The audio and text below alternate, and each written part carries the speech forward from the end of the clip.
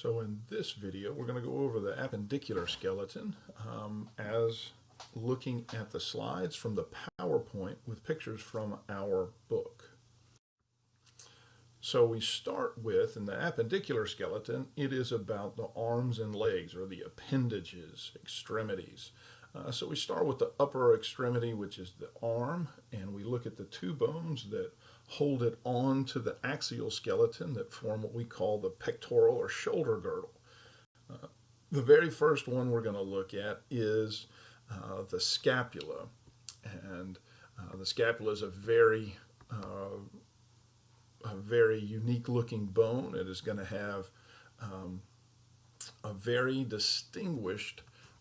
distinguishable look to it that sets it apart. There's going to be this ridge that comes off of the posterior side, hard to see on this picture, but this is called the spine of the scapula, or sometimes called the scapular spine.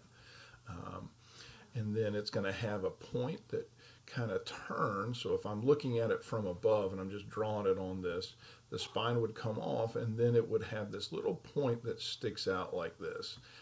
This is the same thing as you see here.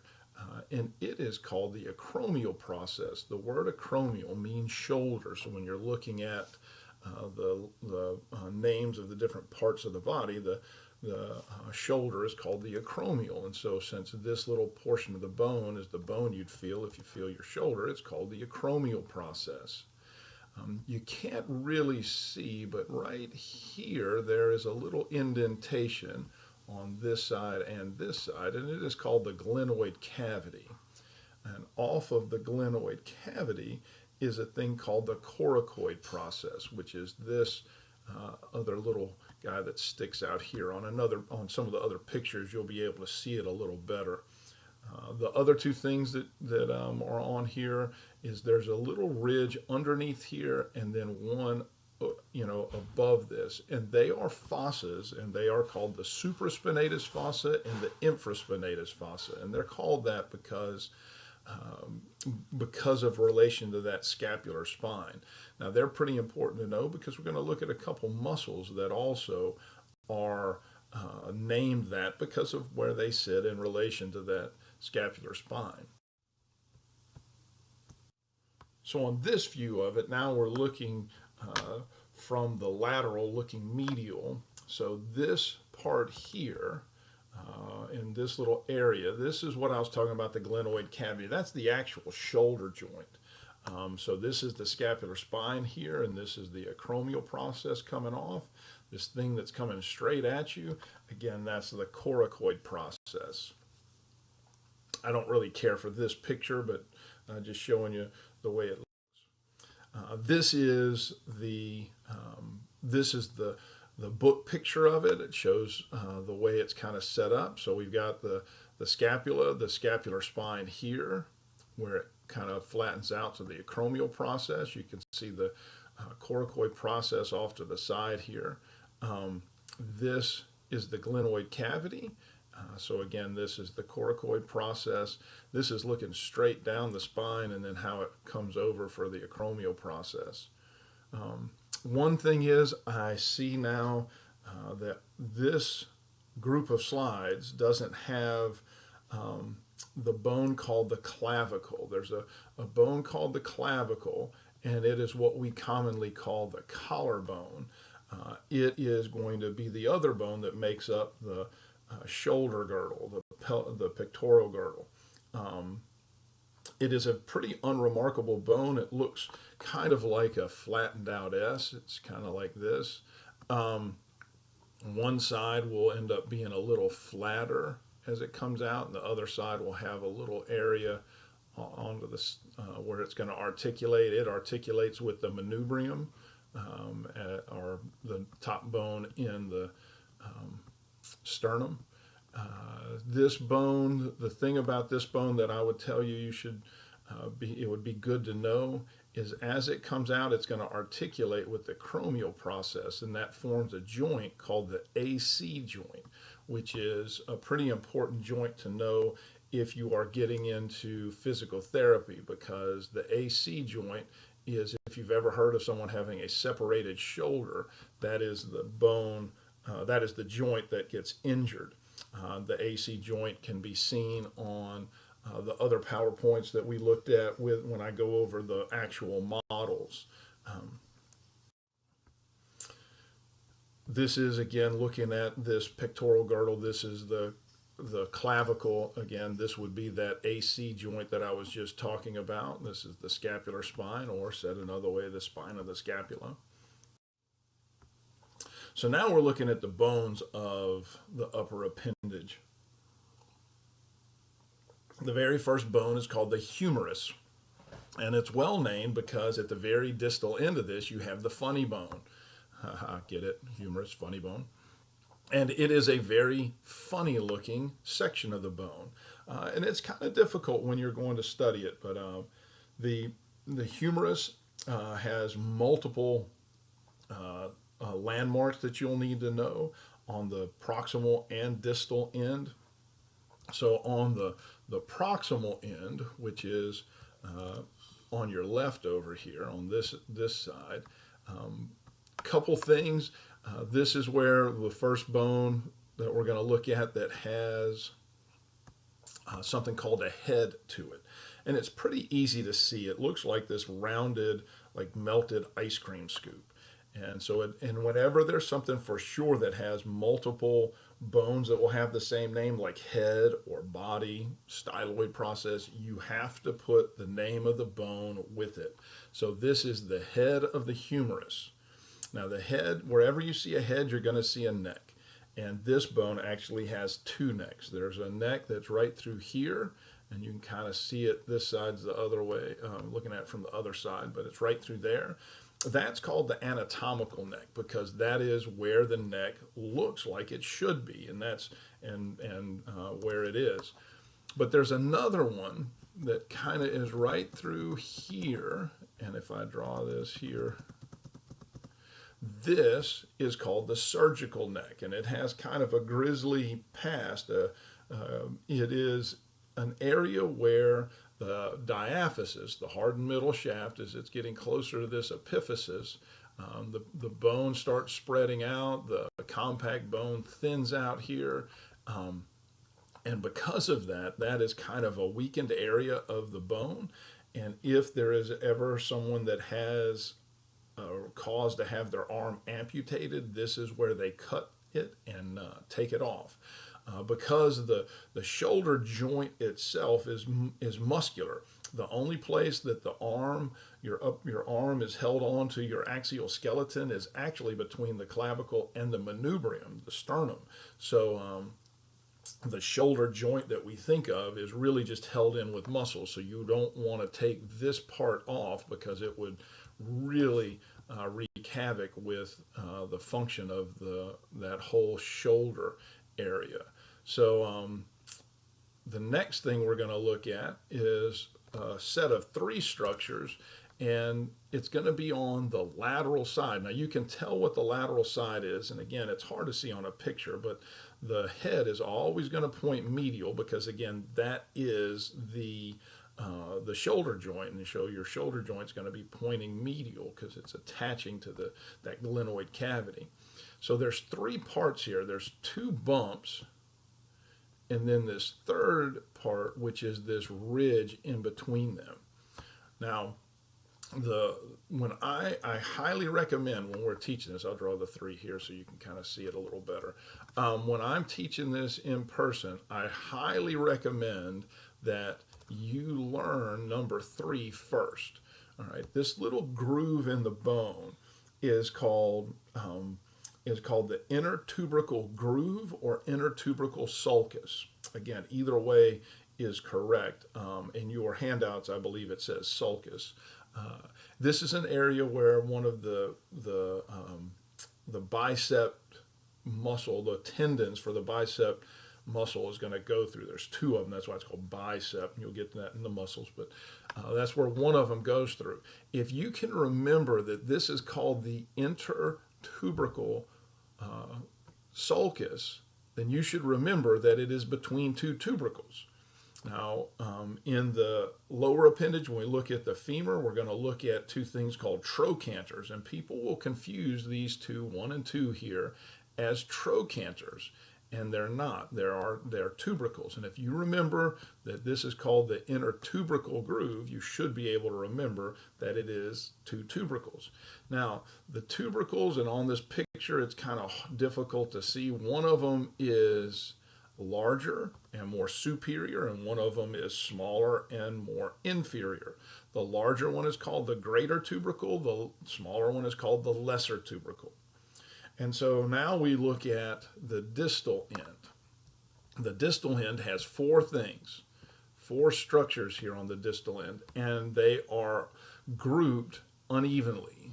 There are three that work together and then one that works on its own. Right? This little guy here is the one that works on its own, and it's called the capitulum. Now I'm going to come back to it in a minute. So the three that work together are two fossas, and I'm going to kind of highlight them here. One on the posterior side and one on the anterior side. The one on the posterior side is much larger and really pretty easy to see. So it is called the olecranon fossa. And when I was in school, I had a professor that said that you could remember that because a lake is a big body of water, and so he'd mispronounce it. It's called the olecranon, but he would call it the olecranon fossa to help us remember it. And then the one on the anterior side, and again, it's smaller, but the other thing that's more obvious is there's all kinds of ridges through here, where on this side you have this one little groove. It's like a little slide that goes down into here, but it's fairly smooth back here. So this is the posterior side, this is the anterior side. On the anterior side, this is called the coronoid fossa. And those two fossas are two ends to a joint, and the groove that goes here and it goes all the way back around and comes back around here is called the trochlea. So the trochlea is like the railroad tracks that go between the two stations that are fossas, and this is a hinge joint. So if I was looking at it, if I could look at it, or I'm cutting it across, I've got a fossa here and a fossa here, and then this trochlea goes around to both sides. And so this is where a bone that we're going to look at in a minute called the ulna fits over, and that is its joint. And then finally, the last one, like I said, this little part here, only seen on the anterior side, kind of hanging out, it's called the capitulum, and it sits on the head of the radius. Again, a bone we're going to look at in just a minute. And the reason it's called the capitulum is because it sits on the head. You might not know this, but the reason that something you wear on your head, one of the names of it is called a cap, is because capitulum means on the head. And so that's why that's there. And again, you can't see it on this side.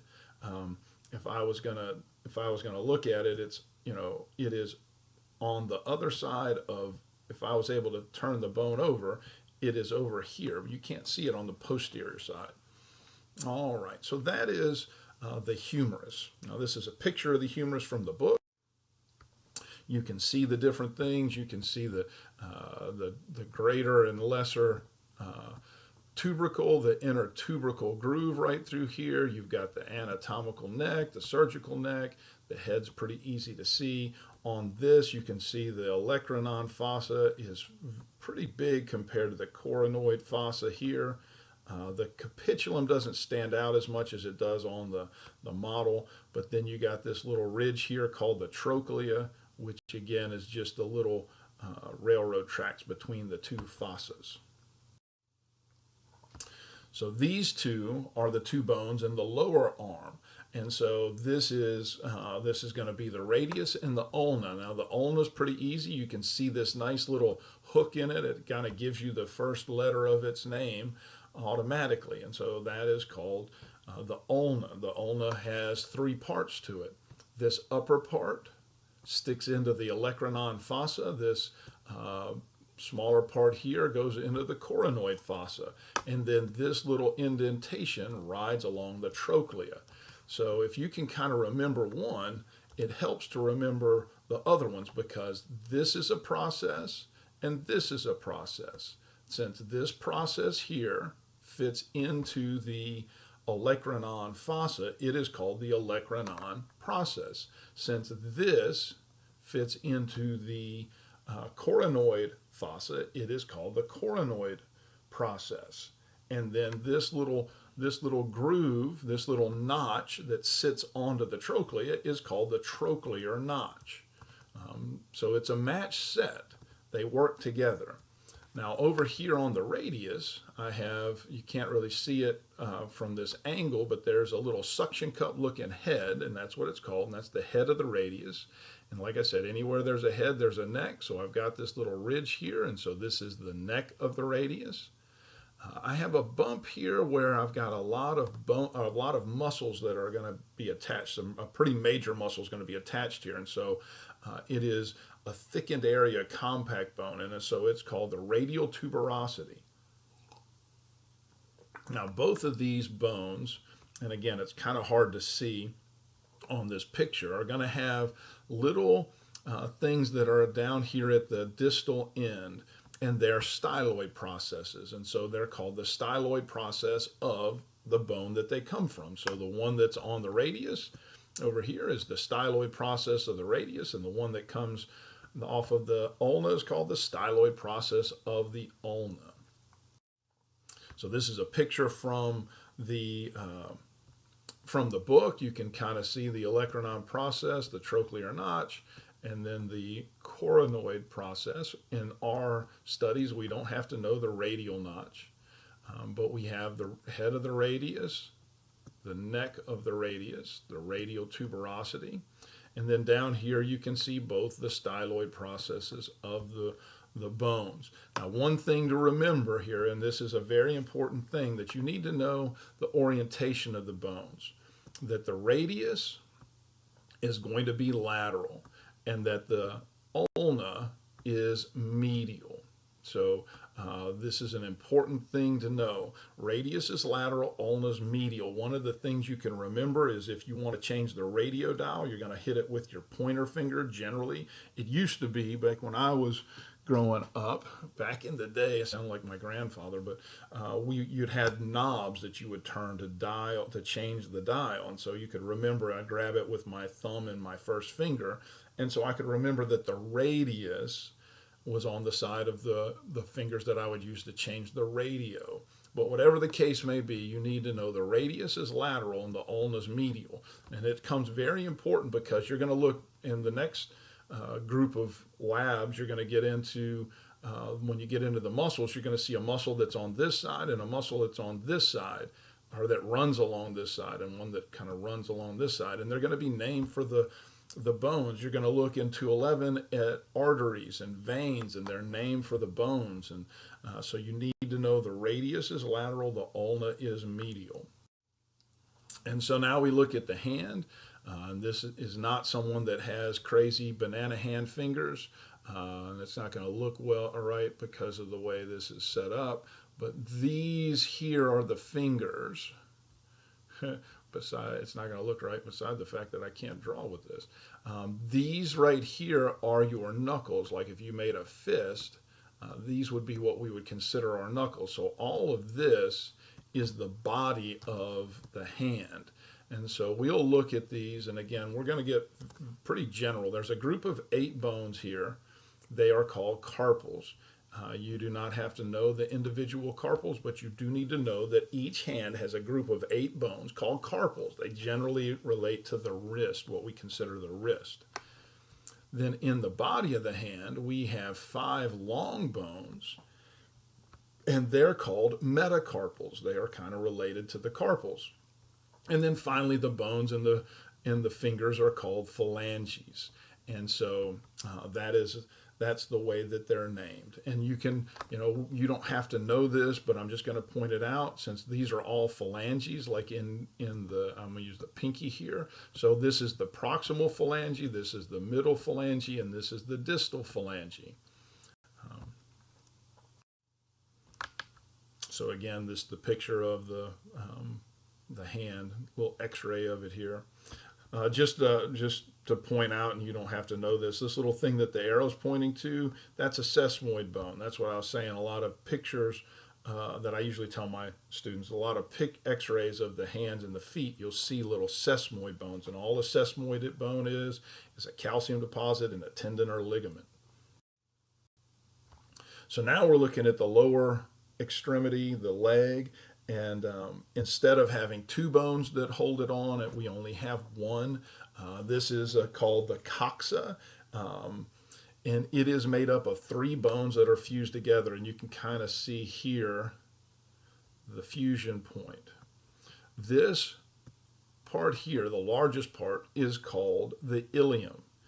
The part that has kind of the pointed end, this is called the pubis or pubic bone, and the rounded end is called the ischium.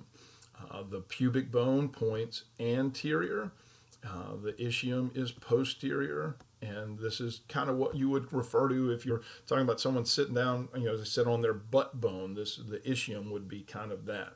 And you can see how the ischium gets very thick and rounded, and it's because of that, because there's a lot of stress that's put on that, and a lot of weight that's put on that, and that's called the ischial tuberosity. You can kind of see on the pubic bone here, there is a little ridge right through here. That is the pubic crest. And then on the ilium, there's a little ridge right through here that's called the iliac crest. Now, just to kind of give you some landmarks, there's a little rough area here. This is where the sacrum articulates with this. This is always going to be pointed medial and anterior, and so that can kind of help you orientate it. So the pubic bone is always on the opposite side of that little rough spot, so you can figure out what's posterior and anterior. Now, two other things. This really large indentation here is called the acetabulum. That is the actual hip joint. That's where the head of the femur that we're going to look at in a minute kind of sits in. And then the hole here is called the obturator foramen.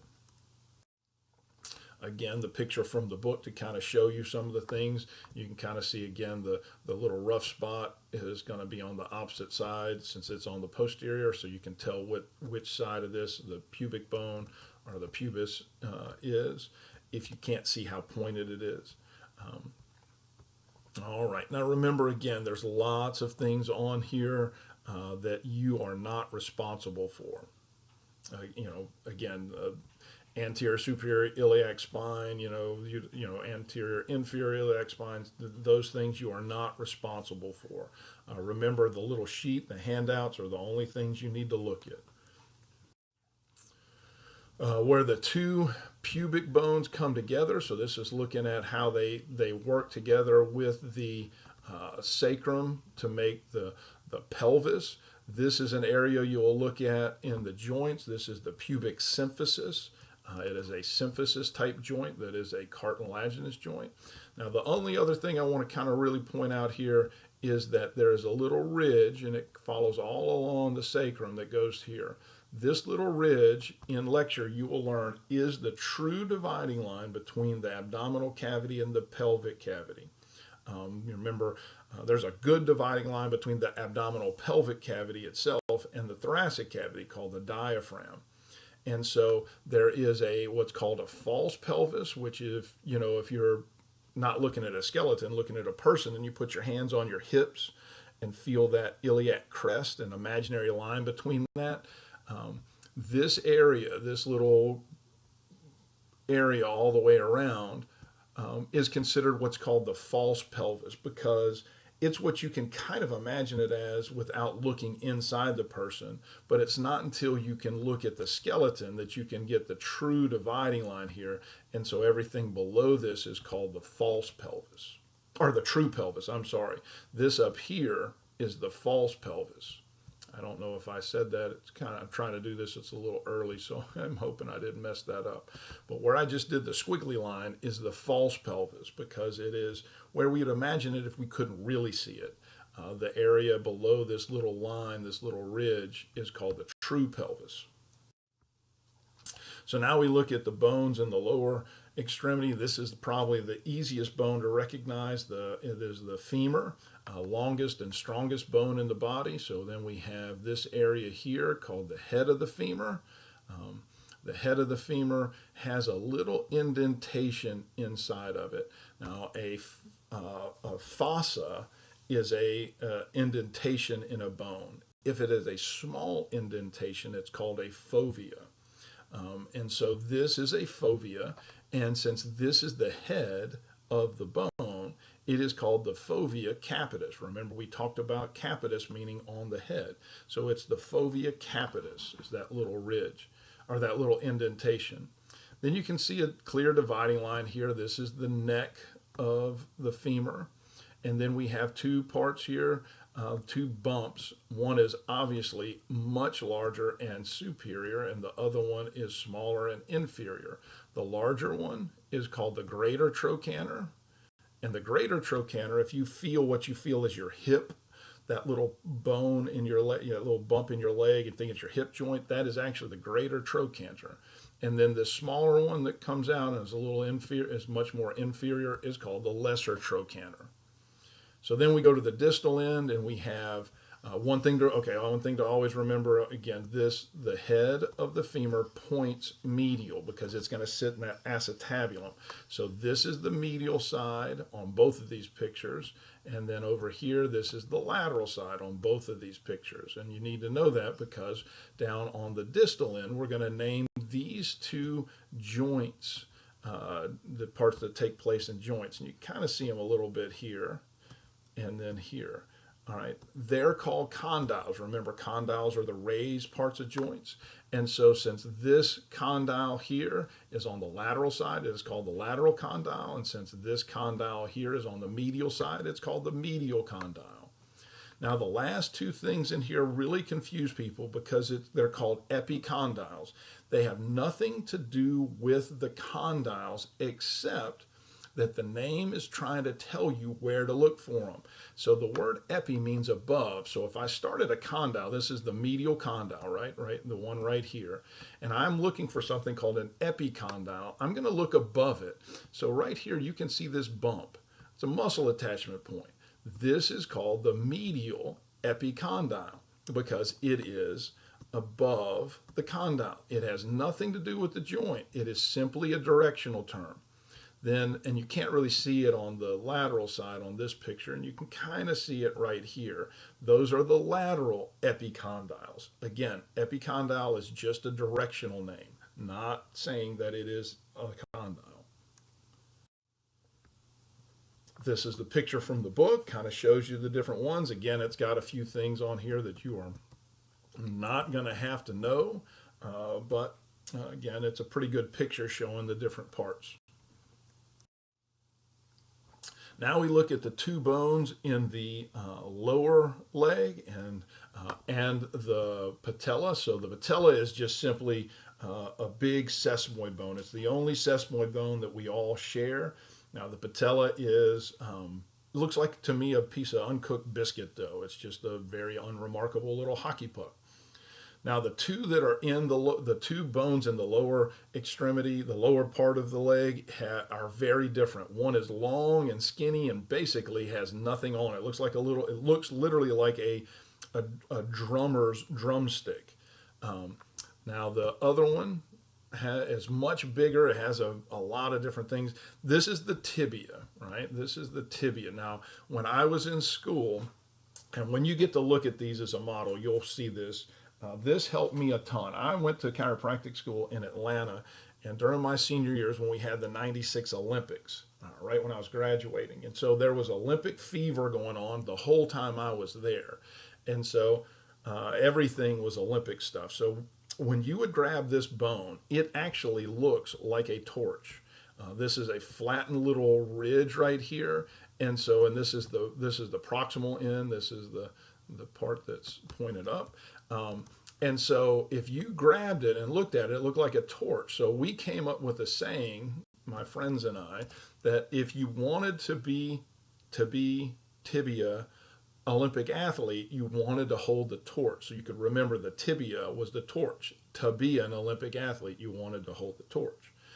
And so the tibia, which is the large bone in the lower part of the leg, has a couple of parts to it.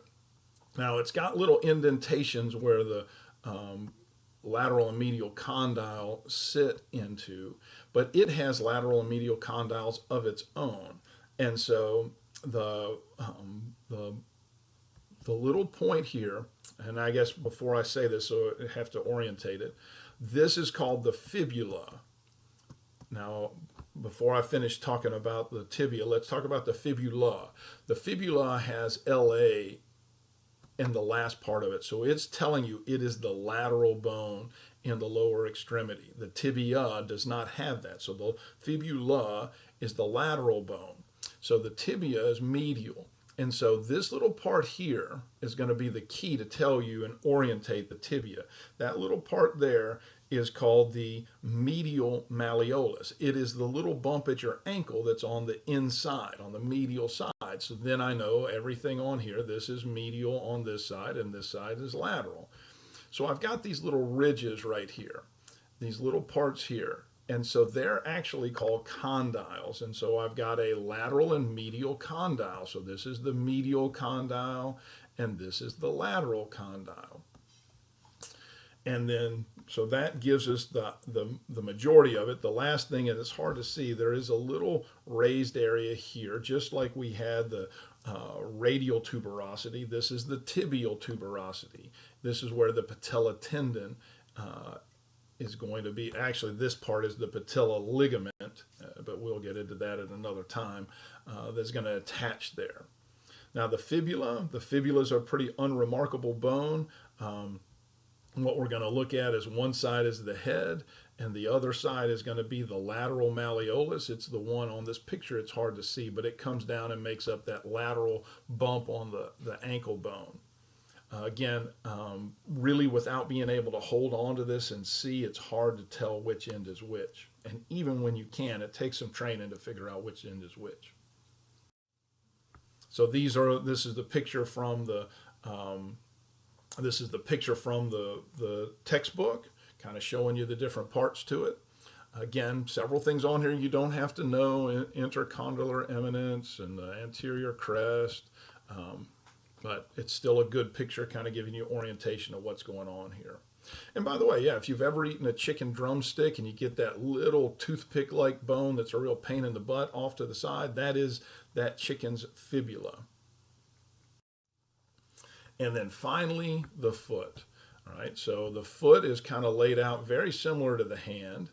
I've got this group of, this time, 7 short bones that are called tarsals.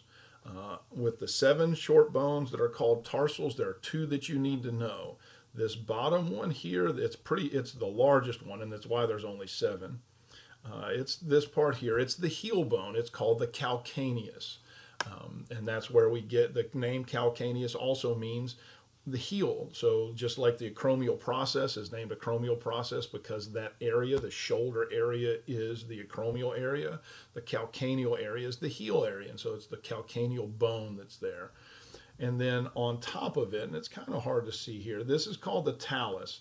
And we're going to see another view. This is the little area that is the actual ankle joint. It sticks, it's more superior, it sticks up on those. And you'll see it when we look at the picture from the side.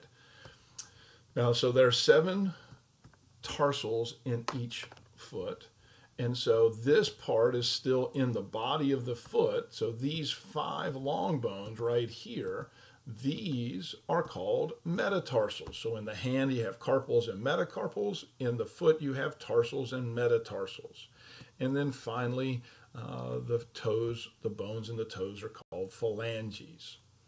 And so we have one picture to look at from the book.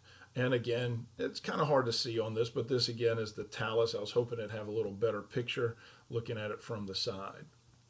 Well, I hope that all made sense, and good luck.